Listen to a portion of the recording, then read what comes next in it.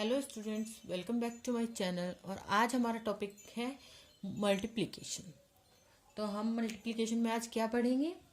तो आज हम कुछ चीज़ें ले लेते हैं। जैसे टेबल होता है 2 1 ज़ा 2, ये सिंपल मल्टीप्लिकेशन होती है जो छोटे डिजिट के साथ होती है। हम जैसे टेबल याद करते हैं, 10 तक कर लिए, 20 तक कर लिए, उसके बाद हम लोग टेबल नहीं करते, सीधे मल्टीप्लाई कर लेते हैं। ठीक है, 3 2 ज़ा 6, 4 2 ज़ा 8। तो ये टेबल्स तो हमको याद होते हैं, ठीक है। लेकिन जब बड़ी डिजिट आती है तो उनमें मल्टीप्लिकेशन के मेथड लगते हैं, ठीक है। तो पहले हम फैक्ट्स जान लेते हैं। Multiplication facts. फैक्ट्स क्या होते हैं? फैक्ट्स होते हैं जो चेंज नहीं होते, ठीक है।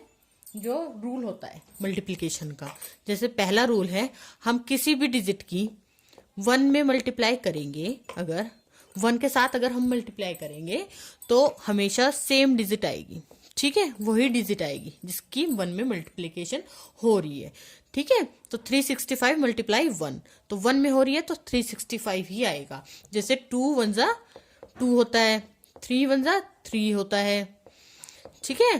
तो ऐसे ही जिस नंबर की आप डिजिट की 1 में मल्टीप्लाई करोगे तो आपको वही डिजिट निकल के आएगी, ओके। तो दूसरा रूल ये है कि आप 230 ले लो। 230 की अगर आप 0 में मल्टीप्लाई करोगे तो हमेशा 0 आएगा। आप किसी भी डिजिट को ले लीजिए जिसकी आप 0 से मल्टीप्लाई करोगे तो उसका 0 ही आएगा। आप 2 की ले लीजिए, 2 0 0, ठीक है। 9 की ले लीजिए, एनी डिजिट, ठीक है। कितनी भी बड़ी हो, कितनी भी छोटी हो, कोई मैटर नहीं करता, नो मैटर।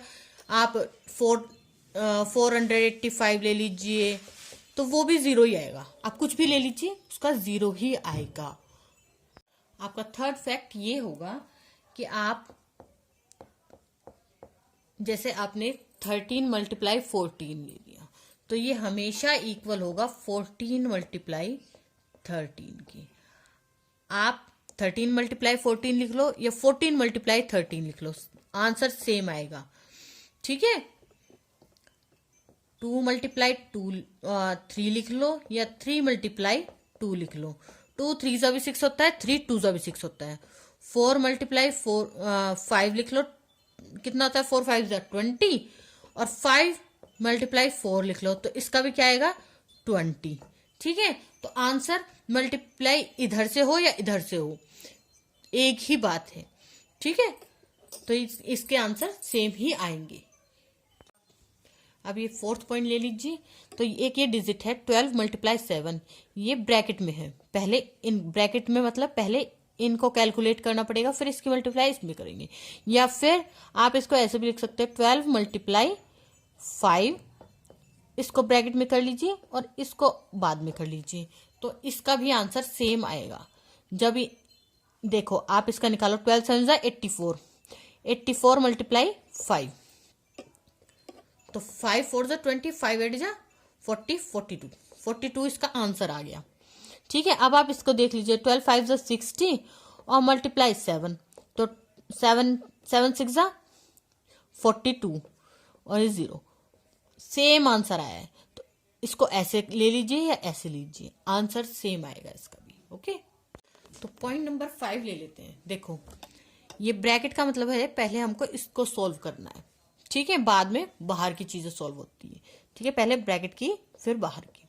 तो इसका क्या मतलब है इस वाले पॉइंट का? 6 + 3 मल्टीप्लाई 2, 6 + 3 क्या होता है? 9 मल्टीप्लाई 2, 9 2 ज़ा 18, ठीक है।